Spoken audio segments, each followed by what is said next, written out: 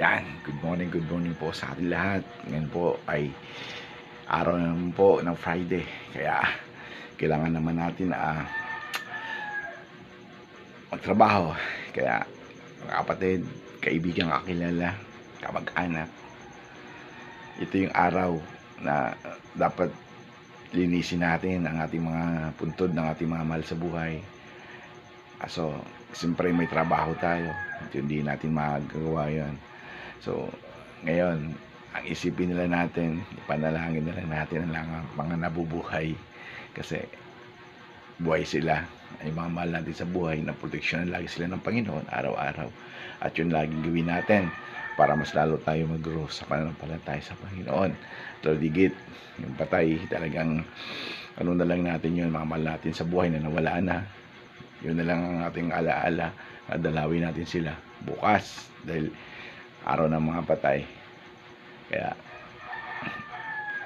wag na tayo mag-celebrate, kapatid. Kung tayo Kristiyano na, wag na tayo mag-celebrate ng mga pistang patay na yan, kasi hindi naman natin ano yan, nasa ano yan hindi magandang ano yan bilang Kristiyano.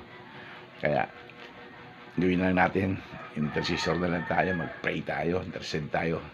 May mga ligaw na kaluluwa, yan ang bantayin natin, kasi alam naman natin pag-araw ng patay, ang dami mga bad spirit yan, daming gumagawa ng mga hindi maganda. Kaya kapatid, awareness tayo, ingat tayo sa alatigid, sa pagbabiyahe rin natin kung saan tayo pupunta.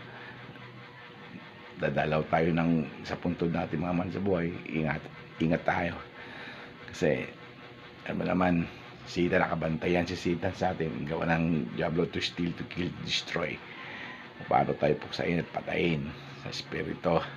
Kaya don't give up, laban lang tayo sa buhay. Kaya thank you and God bless you to.